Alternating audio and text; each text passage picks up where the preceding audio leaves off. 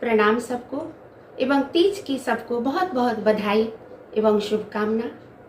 इस उपलक्ष्य में आज मैं आप सबके लिए एक बहुत ही सुंदर सा भजन लेके आई हूँ।